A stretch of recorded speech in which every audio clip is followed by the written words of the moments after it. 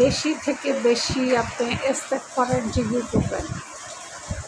সাইয়্যিদুল ইস্তেগফার আপনার যদি মুখস্থ থাকে আপনি সেটার জিকির করতে পারেন। আর যদি সাইয়্যিদুল ইস্তেগফার আপনার মুখস্থ না থাকে তাহলে আপনি ছোট্ট দুরূদ দিয়ে জিকির করতে পারেন, ছোট্ট ইস্তেগফার দিয়ে জিকির করতে পারেন। সেটা হচ্ছে আস্তাগফিরুল্লাহ, শুধু একটু আস্তাগফিরুল্লাহ, আস্তাগফিরুল্লাহ, শুধু একটু জিকির আপনি কন্টিনিউ করবেন, বেশি থেকে বেশি করবেন। কারণ যে ব্যক্তি কন্টিনিউ ইস্তেগফারের জিকির করে তার দুনিয়াতে 5টা ফায়দা লাভ আছে। প্রথম ফায়দা, আপনার সংসারের অভাব অনাটন দূর হয়ে যাবে।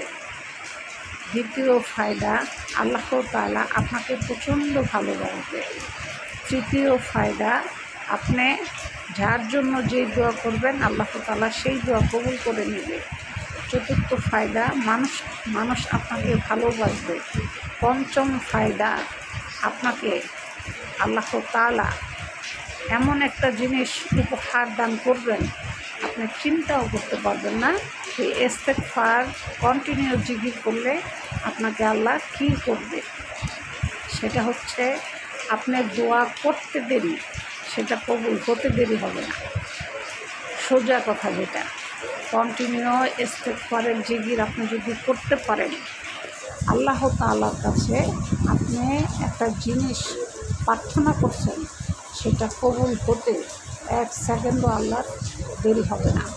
এই ইস্তেগফারের এত বড় ফজিলত, ঠিক আছে? আপনি কন্টিনিউ ইস্তেগফারের জিকির কন্টিনিউ করবেন, জিহ্বার দ্বারা কন্টিনিউ ইস্তেগফারের জিকির করবেন।